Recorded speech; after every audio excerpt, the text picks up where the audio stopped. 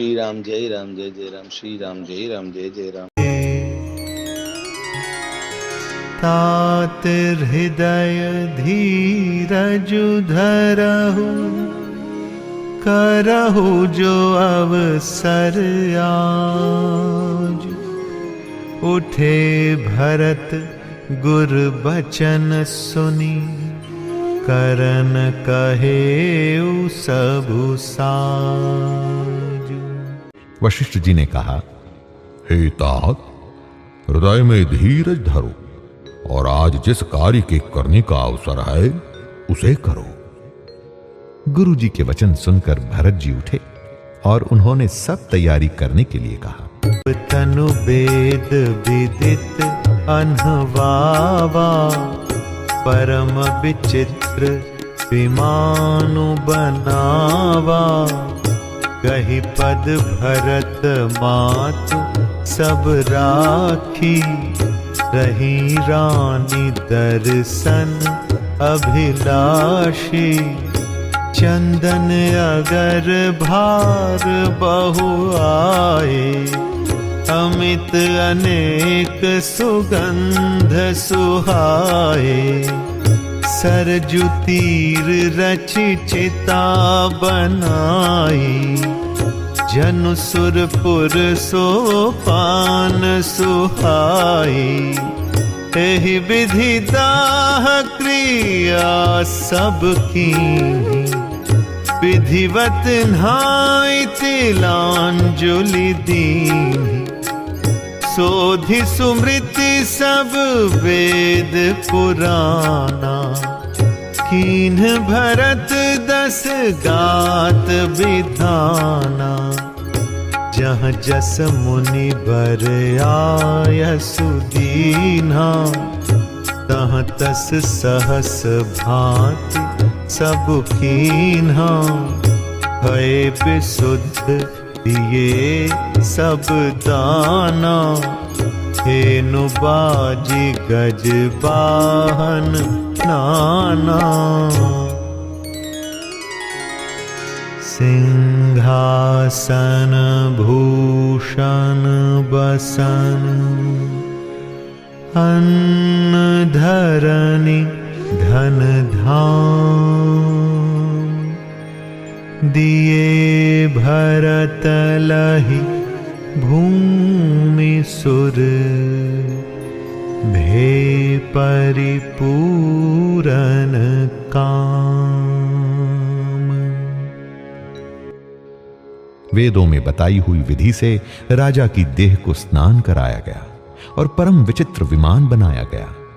भरत जी ने सब माताओं के चरण पकड़कर रखे, अर्थात प्रार्थना करके उनको सती होने से रोक लिया। वे रानियां भी श्री राम के दर्शन की अभिलाषा से रह गई। चंदन और अगर के तथा और भी अनेकों प्रकार के अर्थात कपूर, गुग्गुल, केसर आदि सुगंध द्रव्यों के बहुत से बोझ आए। सरयू जी के तट पर सुंदर चिता रचकर बनाई गई, जो ऐसी मालूम होती थी मानो स्वर्ग की सुंदर सीढ़ी हो। इस प्रकार सब दाह क्रिया की गई और सबने विधि पूर्वक स्नान करके तिलांजलि दी। फिर वेद, स्मृति और पुराण सबका मत निश्चय करके उसके अनुसार भरत जी ने पिता का 10 गात्र विधान अर्थात 10 दिनों के कृत्य किया। मुनि श्रेष्ठ वशिष्ठ जी ने जहां जैसी आज्ञा दी थी, वहां भरत जी ने सब वैसा ही हजारों प्रकार से किया। शुद्ध हो जाने पर विधि पूर्वक सब दान दिए।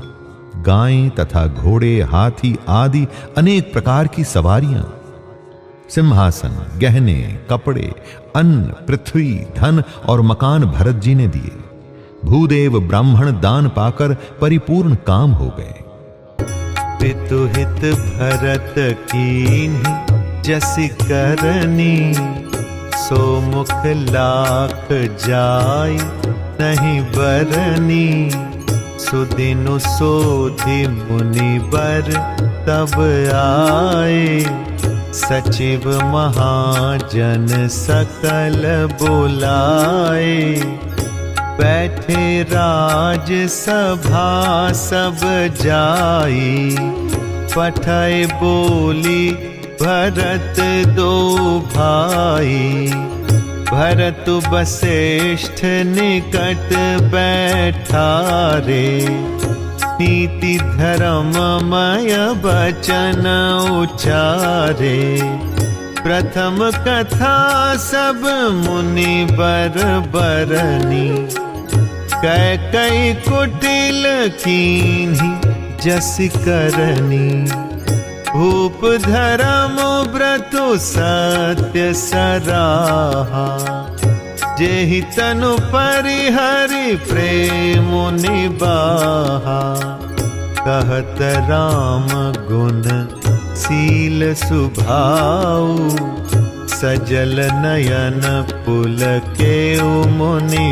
राऊ, बहुरि लखन सिय प्रीति बखानी, शोक सनेह मगन मुनि ज्ञानी। सुनहु भरत भावी प्रबल, बिलखि कहेउ मुनिनाथ, हानि लाभ जीवन मरनो, जसु अप जसु विधि हाथ। पिताजी के लिए भरत जी ने जैसी करनी की वो लाखों मुखों से भी वर्णन नहीं की जा सकती। तब शुभ दिन शोध कर श्रेष्ठ मुनि वशिष्ठ जी आए और उन्होंने मंत्रियों तथा सब महाजनों को बुलवाया। सब लोग राजसभा में जाकर बैठ गए। तब मुनि ने भरत जी तथा शत्रुघ्न जी दोनों भाइयों को बुलवा भेजा। भरत जी को वशिष्ठ जी ने अपने पास बैठा लिया और नीति तथा धर्म से भरे हुए वचन कहे। पहले तो कैकई ने जैसी कुटिल करनी की थी, श्रेष्ठ मुनि ने वो सारी कथा कही।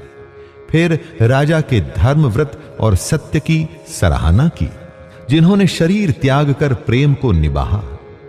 श्री रामचंद्र जी के गुण, शील और स्वभाव का वर्णन करते करते तो मुनिराज के नेत्रों में जल भर आया और शरीर से पुलकित हो गए।